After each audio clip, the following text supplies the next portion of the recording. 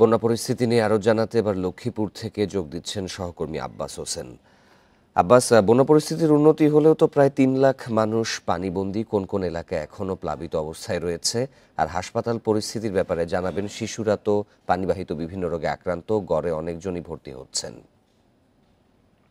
আসলে যে গত ২ দিনের যে বৃষ্টি, এই বৃষ্টির কারণে আমরা এখানে দেখেছি বন্যা আরো অবনতি হয়েছে। যেসব এলাকায় এখনো পানিবন্দী রয়েছে সেই সব স্থানে কিন্তু পানিবন্দী মানুষের সংখ্যা বাড়ছে এমনটি দেখতে পেয়েছি। তবে বিশেষ করে লক্ষ্মীপুরের যে পূর্বাঞ্চল রয়েছে সেখানে প্রায় ১২টি ইউনিয়ন এবং সহ ২০টি ইউনিয়ন এবং পৌরসভার ১০টি ওয়ার্ডে এখনো পানিবন্দী রয়েছে প্রায় ৩ লাখের বেশি মানুষ। তবে গত ২ দিনের বৃষ্টির কারণে পানি বৃদ্ধি পাচ্ছে, পাশাপাশি মানুষের যে বানবাসী মানুষের সংখ্যা সেটিও বাড়ছে এমনটি দেখতে পেয়েছি। তবে এর বাইরেও কিন্তু দেখেছি যে লক্ষ্মীপুর থেকে ভোলা বরিশাল যে নৌ রুট রয়েছে, শুক্রবার রাত থেকে এখন পর্যন্ত সেখানে যে ফেরি লঞ্চ বা ছোট যে নৌযান চলাচল সেগুলো বন্ধ রয়েছে।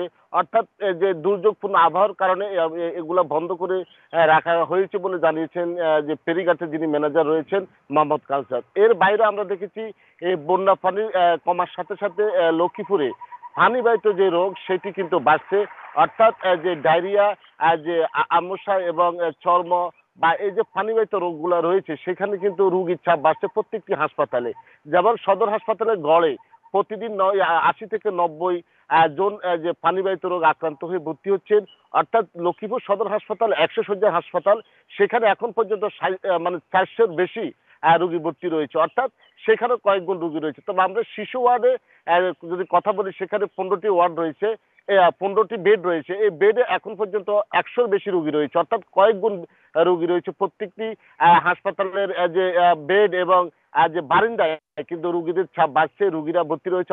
হাসপাতালের কর্তৃপক্ষ যেটি বলছেন, আতঙ্কিত না হয়ে সবাইকে বিশুদ্ধ পানি পান করে এবং যেন নোংরা পানি যে পরিহার করলেই হয়তোবা পানিবাহিত রোগের যেই প্রকোপ সেটি থেকে প্রতিরোধ করা সম্ভব হয় এমনটি জানিয়েছেন।